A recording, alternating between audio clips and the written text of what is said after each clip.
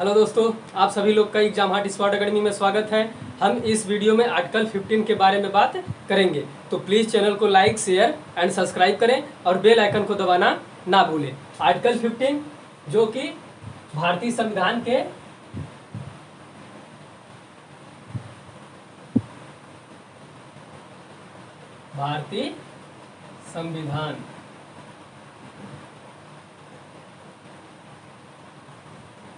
भारतीय संविधान के भाग 3 में दिया गया है। क्या इंडियन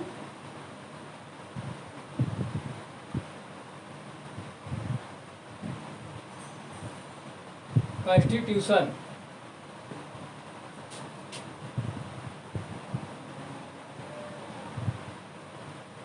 ठीक, जो भाग 3 में दिया गया है। भाग 3 में ही भारतीय नागरिकों को क्या है, संविधान के द्वारा 6 मौलिक अधिकार प्राप्त हैं। तो उसी में से एक है समानता का अधिकार।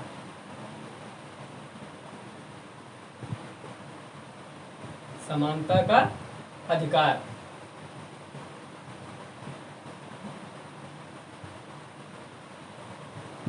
जो कि इसमें आर्टिकल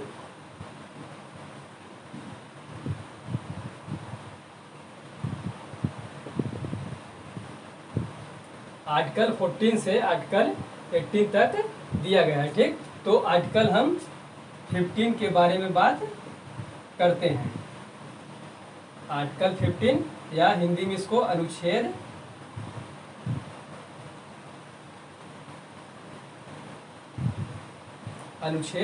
कहते हैं या अनुच्छेद 15। ठीक, तो अनुच्छेद 15 में यह कहा गया है कि राज्य सरकार हो या केंद्र सरकार, या आप भारत के किसी भी क्षेत्र में है, तो आपसे कोई भी नागरिक आपसे भेदभाव नहीं कर सकता। अगर भेदभाव करते हुए पाए गए तो उनके ऊपर क्या है, न्यायिक कार्रवाई की जा सकती है। अब भेदभाव किस आधार पर नहीं कर सकते हैं? जैसे धर्म के आधार पर,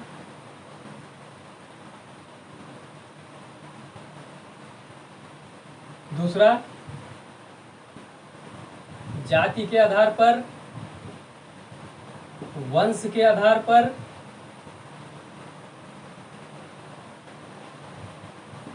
लिंग के आधार पर और जन्म स्थान के आधार पर। जन्म स्थान के आधार पर। तो इन पांचों में से क्या है, आपसे कहीं भी भारत में अगर आप रह रहे हैं तो इनमें से आपसे कहीं भी भेदभाव नहीं किया जा सकता है। जैसे अगर धर्म के आधार पर ले लें, तो धर्म के आधार पर अगर देखें तो आप हिंदू हैं, मुस्लिम हैं, सिख, ईसाई, आप किसी भी धर्म से हो तो आपसे भेदभाव नहीं किया जा सकता। अगर भेदभाव करते हुए, जैसे हिंदू मुस्लिम में अगर भेदभाव करते हुए अगर पाए गए, अगर मान लीजिए जैसे हिंदू व्यक्ति ने मुस्लिम पे आरोप लगा दिया कि यह मुझसे भेदभाव करे, अगर ऐसा साबुत पाया गया तो उनके ऊपर क्या है, कार्रवाई की जा सकती है, न्यायिक कार्रवाई की जा सकती है। ठीक, जाति के आधार पर देखें तो भारत में बहुत सी जातियां पाई जाती है, जिसमें से अगर हम एग्जांपल लें, जैसे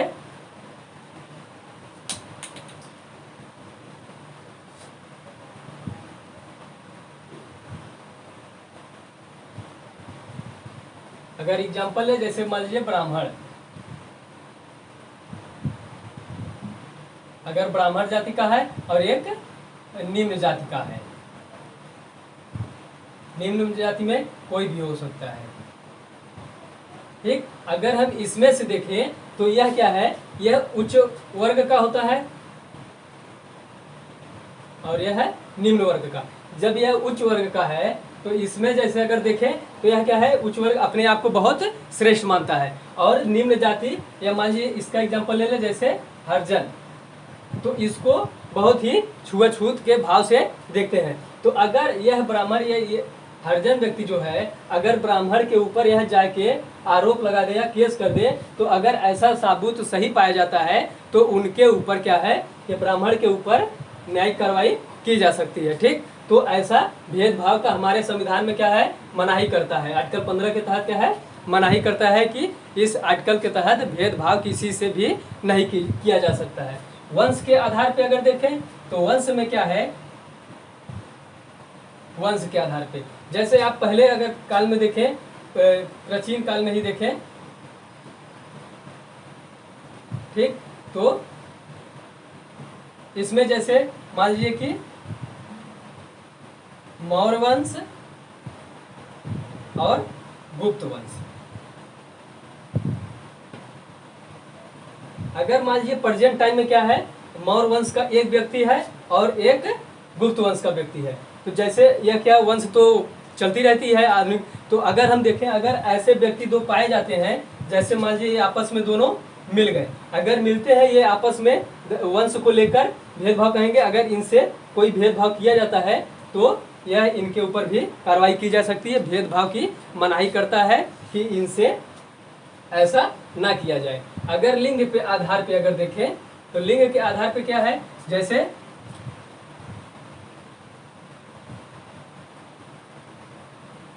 महिलाएं, बच्चे और पुरुष, इन तीनों में से क्या है, अगर देखें तो इनके क्या है कि इनपे कुछ भेदभाव पाए जाते हैं। जैसे कि अगर इनको क्या है, इसमें भेदभाव क्या पाया जाता है कि कहेंगे कि भेदभाव किया जाता है। जैसे कि अगर मान लीजिए कोई हैवी वर्क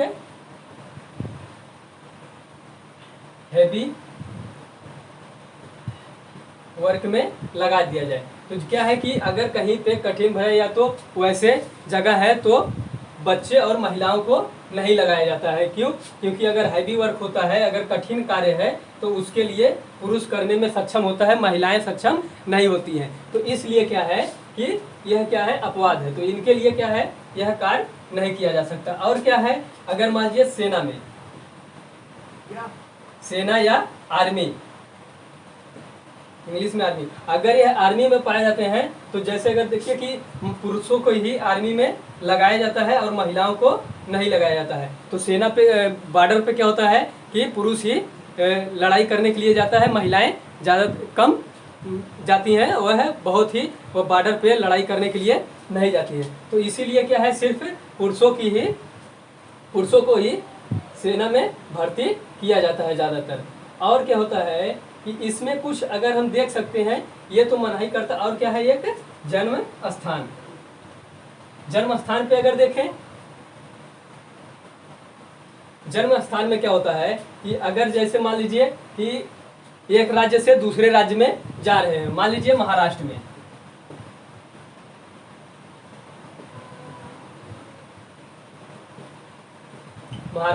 अगर जैसे मान लीजिए कि यूपी या बिहार का कोई भी व्यक्ति महाराष्ट्र जाता है, ठीक है, तो महाराष्ट्र वाले क्या करते हैं, यूपी या बिहार वाले से भेदभाव करते हैं कि तू बिहारी है और जाहिल है, तो ऐसे यह व्यवहार करते हैं। तो और क्या होता है, इसी में कुछ पॉजिटिव थिंग्स देखते हैं। जैसे मान लीजिए ये तो ऐसे भेदभाव करते हैं, लेकिन इसका क्या करता है, मनाही करता है। अब पॉजिटिव थिंग्स में अगर हम देखें, जैसे इसमें क्या होता है कि आप अगर कोई अच्छे कार्य करते हैं तो उसके लिए यह भेदभाव नहीं माना जाता। जैसे कि अगर मान लीजिए भेदभाव नहीं माना जाएगा, अगर पॉजिटिव में देखें, पॉजिटिव डिस्क्रिमिनेशन, यह क्या है, पॉजिटिव की बात करता है। इसमें यह होता है कि जैसे अगर कोई इस तरह से व्यक्ति अगर कोई भी कार्य करना चाहता है, कोई अच्छे या क्या कि अगर जहाँ पुरुष का कार्य है वहाँ महिलाओं को ना लगाया जाए, अगर ऐसे क्या होता है, ये पॉजिटिव थिंग्स होता है। इसी में आता है फिर आरक्षण की बात है। क्या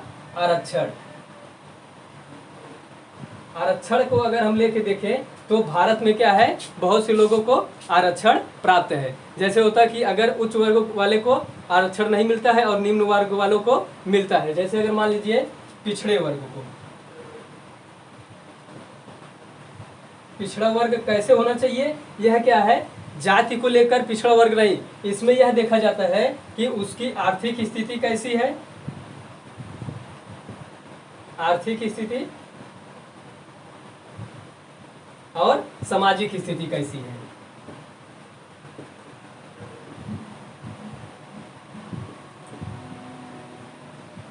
सामाजिक स्थिति, इन दो आधार पे क्या होता है देखा जाता है कि यह कैसे अपने क्षेत्र में सर्वाइवर कर रहा है। तो यह क्या है, इस आधार पे भी भेदभाव क्या करता है सरकार उनको आरक्षण देती है। ठीक है, तो यह इसके कहने का मतलब यह होता है कि जैसे अगर मान लीजिए कहीं पे एक उच्च वर्ग का व्यक्ति है, ठीक है, या हाई,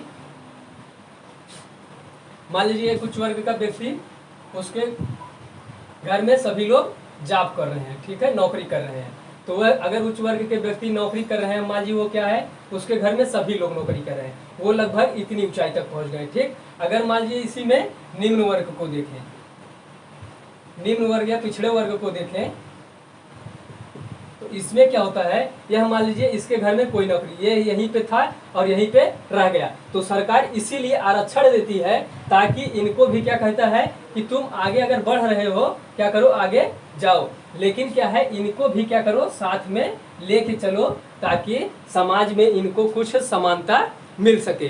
तो इसलिए क्या होता है कि सरकार क्या करती है, आरक्षण देती है। ठीक है, और क्या होता है, आर्टिकल अगर हम 15 की बात करें, आर्टिकल 15 की बात करें, तो आर्टिकल 15, तो इसमें यह कहा जाता है कि जैसे यह नागरिकों को, यह सिर्फ नागरिकों को ही प्राप्त है, यह किसको, बस भारतीय नागरिकों को ही प्राप्त है, गैर नागरिकों को नहीं प्राप्त है। जैसे सिर्फ यह भारतीय नागरिकों को आर्टिकल 15 के तहत जो भी अधिकार दिया जाता है, सिर्फ भारतीय नागरिकों को ही दिया जाता है। जैसे अगर हम और देखें आर्टिकल 14 में अगर देखें, तो आर्टिकल 14 क्या कहता है कि आर्टिकल 14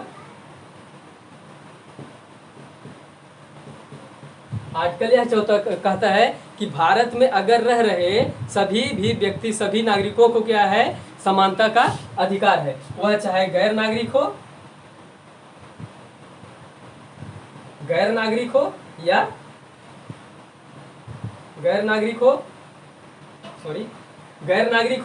नागरिक हो, भारतीय नागरिक हो, तो क्या है,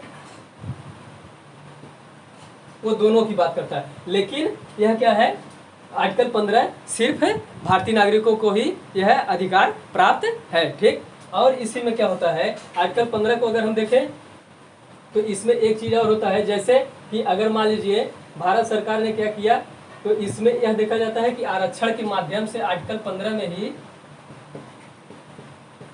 आर्टिकल 15 में ही क्या करता है कि अगर सामाजिक स्थिति से या शैक्षिक स्थिति दृष्टि से अगर देखता है, अगर पिछड़े वर्ग क्या है, पिछड़े वर्ग के लिए क्या करता है, कुछ आरक्षण की बात करता है, जिसमें अनुसूचित जाति,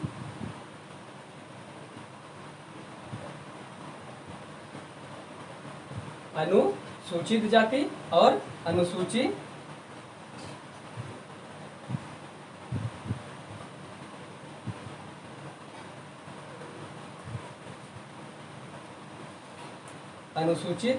जनजाति, अनुसूचित जनजाति, यह क्या होता है, इसको यह कह सकते हैं एससी कैटेगरी और एसटी कैटेगरी। तो इनके लिए क्या होता है, विशेष प्रावधान किया जाता है सरकार कि इनको विशेष प्रावधान देता है या इनके हित में कुछ कार्य करता है विशेष, जैसे उच्च वर्ग के अपेक्षा इनके ज़्यादा वरीयता दी जाती है, चाहे आरक्षण इसी हिसाब से इनको लिए आरक्षण बनाया गया है। ठीक, ताकि यह आगे और बढ़ सके। ठीक है, तो इसी आधार पे और क्या है कि हमारा जब संविधान में 93वां संशोधन किया गया था, संविधान का 93 संशोधन, इसमें यह कहा गया था, इस संविधान संशोधन में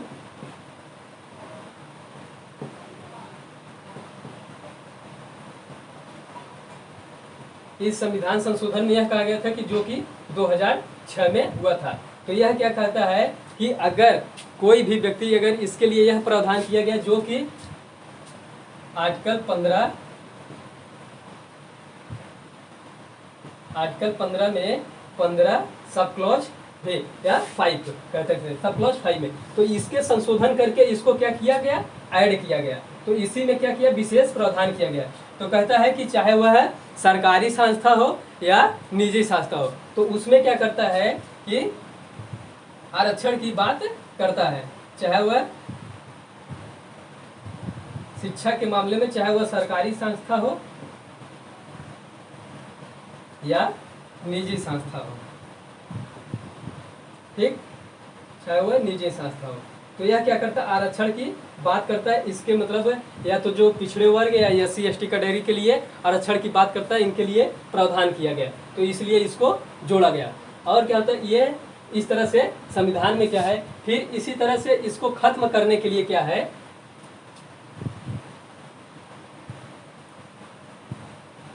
इसको खत्म करने के लिए एक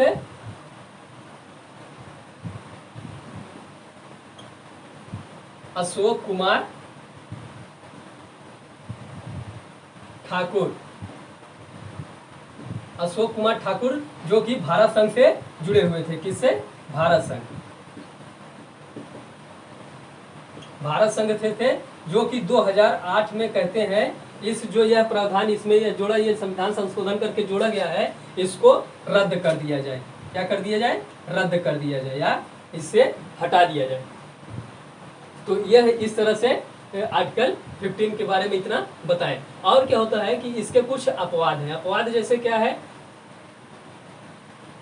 अपवाद में क्या होता है कि जैसे कि अगर ये तो कहता है कि सभी को भेदभाव नहीं किया जा सकता है, लेकिन क्या है अपवाद में, जैसे इसके 5 अपवाद हैं, ठीक। अपवाद में जैसे महिलाएं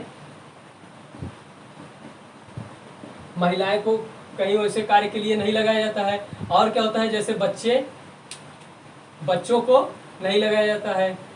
अगर कठिन कार्य है जैसे कोयला या कोई भी कार्य हो गया, उस कारखानों में नहीं लगाया जाता। SC कैटेगरी हो गए, ST हो गए और पिछड़े वर्ग, सभी को कहता है कि मतलब इसमें आर्टिकल यह कहता है कि भेदभाव ना किया जाए, लेकिन क्या है इसमें तो भेदभाव किया जाता है। इसीलिए क्या है, यह आर्टिकल कुछ अपवाद माना जाता है। तो हमने इस प्रकार आर्टिकल 15 के बारे में इस वीडियो में बात की है। तो प्लीज़ कमेंट कीजिए आप लोग को यह वीडियो कैसा लगा, कमेंट करके हमें बताएं। और थैंक्स फॉर वाचिंग वीडियो, और ज़्यादा से ज़्यादा शेयर करें और सब्सक्राइब करें।